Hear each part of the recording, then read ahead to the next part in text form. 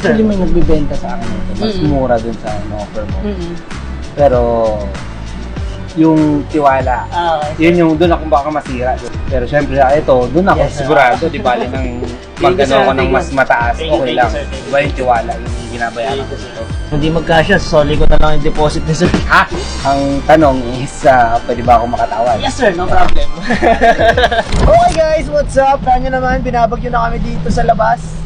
Sobrang lakas ng ulan pero walang makakapigil sa trip natin ngayon. Ang agenda natin for today's video ay pupunta tayo sa core reseller natin. Check natin yung binibenta niyang SARB 035. Okay guys, dito na tayo. Tayin lang natin si brother. Papunta na din daw siya. Sarap! Guys, si brother Roy. Hi, Roy Dexter Bustillo. Hevel Watches sa Instagram and Facebook. Madalas more on JDM ka bro no? JDM. More on JDM. Okay guys, ito yung kukunin natin. SARB 035. Missing 2 links lang no bro? Yes. 32 bro no? Sige. 1, 2, 3, 4, 5, 23 bro, send ako yung kulang. Sige. 23 to, cash. Okay, send tayo kay brother ng 9,000 online tapos bigay tayo ng 23 cash. Bro, Alright, check na receive. lang. Okay na bro? Okay. Thank you bro. Thank you. Thank you so much. Okay guys, naalala nyo yung nakuha nating SARB 035 kahapon. Yun, may client tayo agad. Meet natin siya dito sa Evia. Nakuha natin siya for 32,000. Try natin i-flip.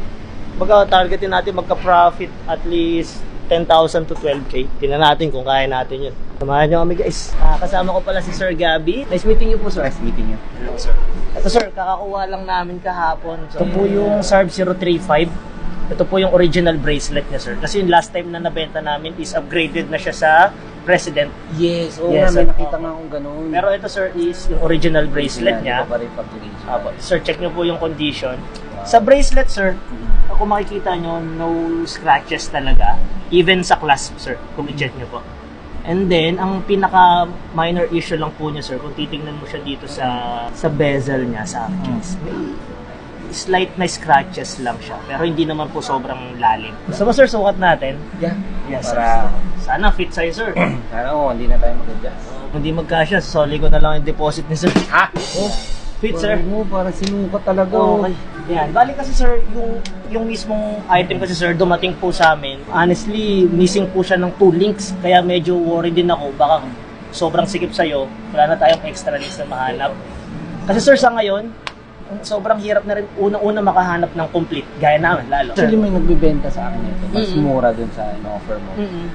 Pero, yung tiwala, Okay. yun yung doon ako baka masira. Pero syempre, ito, doon ako Yes, sir. sigurado, di bali nang Thank you, magano sir. ko ng Thank you. mas mataas, Thank you, okay thank lang. you, sir. Thank you. Diba yung tiwala, yung binabayaran Thank ko you, sir. dito. Ang tanong is, pwede ba ako makatawad? Yes sir, no problem. Sige sir, ang selling na binigay namin sa'yo sir is 45.5. Siguro sir, kahit mag-less ako kahit papano, 43. Baka ma-consider mo sir. Almost 2.5 na rin sir yung binawas ko sa'yo. 42. 43. Ma-consider mo.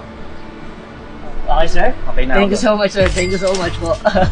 Kasi di ko na rin alam sir kung kailan pa ulit ako magkakaroon ng SARB eh. Sir, thank you po. Sige. Maraming Thank you, salamat. thank Sir, you. need mo ba ng paper bag? Meron ako dito. Yes, please. Okay. Transfer ko na nga pala. Ay, oo nga pala. Yung bayad pala. Wait lang.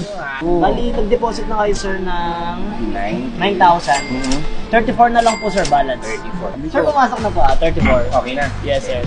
Maraming salamat po sir. Till next time sir.